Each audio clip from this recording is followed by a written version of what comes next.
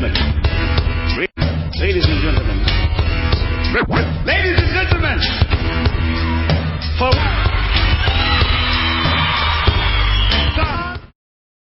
So WWE has decided to disband the IIconics as of August the 31st, no doubt to push Peyton Royce as a solo act.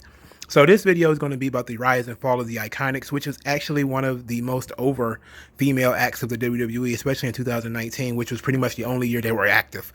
So the IIconics were put together in late 2018. Well, they made their debut in 2018. I don't remember when the team actually got put together. I know that Peyton Royce and Billie Kay were essentially jobbers in NXT.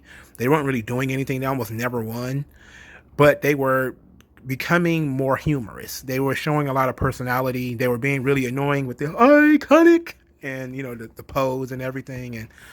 And Billie Kay was really the one that was being super silly. You know, the sort of thing that they became known for, the "you gotta be joking me." That's a Billie Kay line. And most of the stuff is Billie Kay, you know. But when they debuted in 2018, they were pretty much the first real tag team to debut in the WWE, other than the Bella Twins and the Lay Cool, you know, because the Bella Twins were sisters, and Lay Cool, they basically just bullies. What Lay Cool was Layla L and Michelle McCool. And they were like the first real tag team that felt like a tag team. Like the IIconics, they dressed the same. They had the same theme song, the whole 9 yards, right? So when they debuted right before the women's tag team titles were introduced.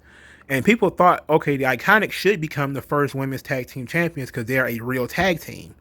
Every other team in the match, you know, which was in February of 2019, which was the match, the Elimination Chamber match, where they debuted the women's tag team titles. Everybody thought the IIconics would win the titles because it made sense. They were a real tag team. And then you would sort of fuse all the other tag teams and use them as sort of the tentpole tag team to feud with everybody else. But it didn't happen. Bayley and Sasha Banks won the tag team titles because it was Bayley and Sasha Banks' idea. You know, they were the creators of the tag team titles. So they won them first. And people complained. People bitched and moaned and thought that the IIconics got robbed.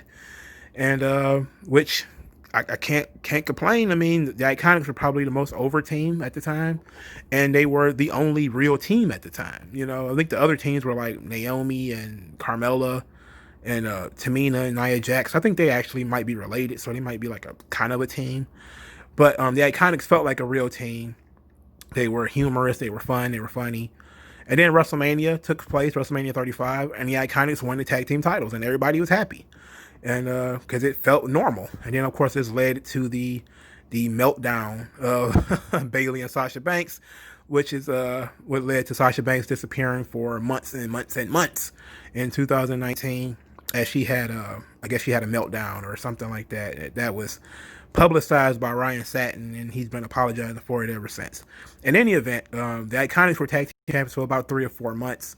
Not long, but they were sort of the top female act in the company, as far as they were doing pretty much interview segments, multiple segments per night of the IIconics. They were doing crazy amount of YouTube content on the IIconics. There was like so much stuff. You know, they was walking around giving away t-shirts. They were doing interviews, in character, of course, in character interviews and all that sort of stuff involving the IIconics. And it was fun. You know, like they were sort of the R-Truth of that time, where they were basically, everything they did was humorous and fun and funny. And they kind of even though they're supposed to be heels, they were getting over sort of as baby faces. And then they dropped the tag team titles to, I believe, Alexa Bliss and Nikki Cross. And that was kind of it. You know, I don't remember when that happened. I think it might have been in around SummerSlam of 2019, maybe around that time.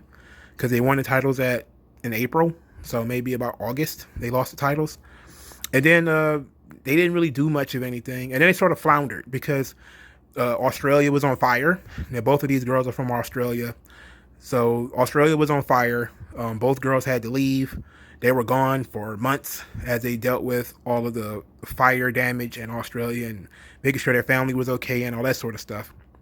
And then they came back, failed to win the tag team titles again. and then I think COVID happened and they were gone again for a long time. And then they re-debuted again on Raw this time. Of course, when they started trying to win the tag team titles again, it didn't work. And then they started teasing dissension. I forget when the Iconics came back from their sabbatical. But when they came back on Raw, they lost a tag match. I believe it might have been to Alexa Bliss and Nikki Cross, or it might have been to the Kabuki Warriors. It might have been to Bayley and Banks. It might have been somebody. And then after the match, they had there was an arguing between the two of them, and Billie Kay smacked Peyton Royce, and it kind of told people right then and there that the Iconics were going to break up eventually.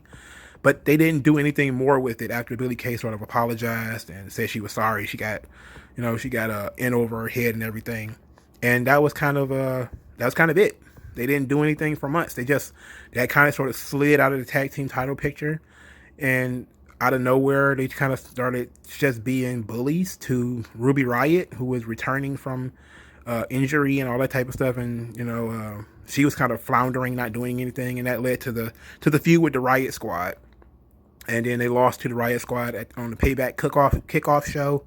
And then on Raw, August the 31st, out of nowhere, there was the winners get tag team title match. The losers, quote unquote, shall be no more, which is very detailed in the comment. It's not like you can't just use the word disband. You can't say, well, we're going to disband the team. So in a very non-dramatic way, Billie Kay gets rolled up and pinned by, I believe, Ruby Riott, and the Iconics had to disband. And the team, they didn't immediately fight, which sometimes happens when teams break up. They immediately start fighting. They pleaded with the referee and they begged, and Billie Kay flailed her arms around, and they both they pouted and everything, and it was interesting. And then the Raw Underground segment for the same show happened, and the Iconics are at Raw Underground for some reason. They're just there, sourpussing with sourpuss faces. And Peyton Royce then tosses Billie Kay into the ring to fight Marina Shafir, the wife of Roderick Strong, and she's a former MMA fighter. And I think Jessamine Duke was also in the ring, and she basically just took a kick to the head and laid out flat. But that was pretty much it. And so the Iconics are finished. No doubt this will lead to a Peyton Royce solo run. Peyton Royce has started doing fitness things. Back in, I believe, July or maybe early August, she competed in a fitness tournament or something like that. She got second and third. So she, was pretty successful in that. And that, no doubt, will lead to Peyton Royce being a solo act. Now, you don't need to break up the Iconics to do that. You could have given them, like most recently in WWE, they've had women who have had singles careers and still been in their tag team. Asuka was still in her tag team when she had a singles career. Alexa Bliss did it. Nikki Cross did it. Bayley and Sasha Banks did it. They didn't need to break up the Iconics. So telling me they telling me that they broke them up for a reason. But I'm really kind of on the fence about it, because what did Peyton Royce do? She's not the personality of the team. Billie Kay is the personality of the team.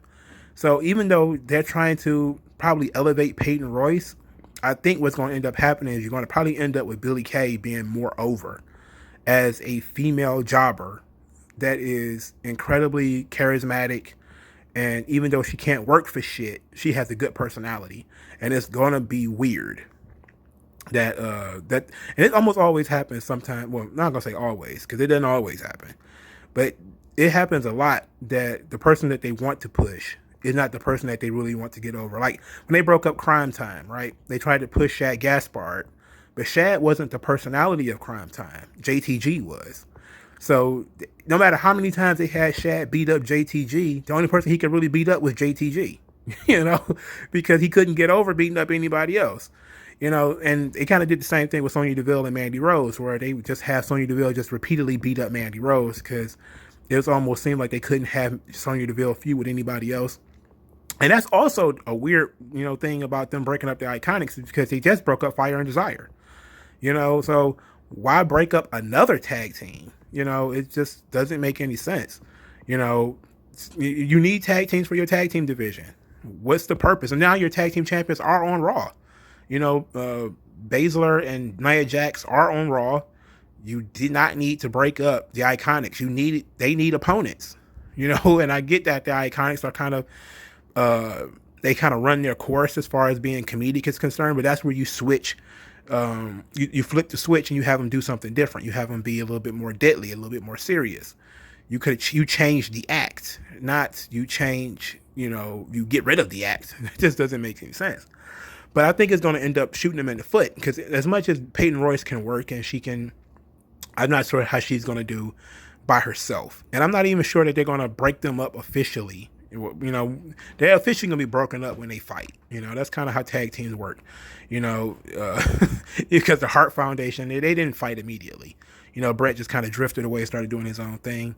But I don't really want, if they were to break up the IIconics, it would definitely end up with Billie Kay as the babyface. And that's a death nail for Peyton Royce. She'll probably never get over as a heel by herself. And she'll probably, that's really hard, and that's hard, especially when you're coming from an entertaining tag team. To go off on your own and do something completely different is hard. And I hope the best for her, because I like Peyton Royce, but I would prefer the tag team. But of course you have to break up the team now so you can put the team back together later. And I would hate for it to be like, well, we're going to break up the IIconics today, and in 12 months we're going to put them back together, because that's what they did with the Riot Squad. They put all that effort into building up Liv Morgan as a solo act. They hit a wall, a little snag, basically called COVID. And then, people shit on the whole Lana thing with Liv Morgan, and they just didn't know what to do with her after that. They just said, I don't know, put her back with Ruby. And it was like, oh shit, she went all the way back. She didn't, so granted it's full circle, story is supposed to go full circle. But, it doesn't make much sense, for Liv Morgan, who we were looking forward to developing more as a solo act, to just basically go back to being in the Riot Squad and losing her identity that she had put so much effort into building. They got rid of it. So hopefully they don't do the same thing with the IIconics, but it's inevitable, because as long as they're both on the same brand, which it seems like they're, the only way to really separate them is to put them on separate brands. And maybe that kind of would have been the same thing with Fire and Desire if Sonya didn't have to leave because of the stalker and all that stuff. They would eventually had to put them on separate brands. And it's really going to be tough, because they were a good women's tag team, and, they were an entertaining act. I thought they were funny.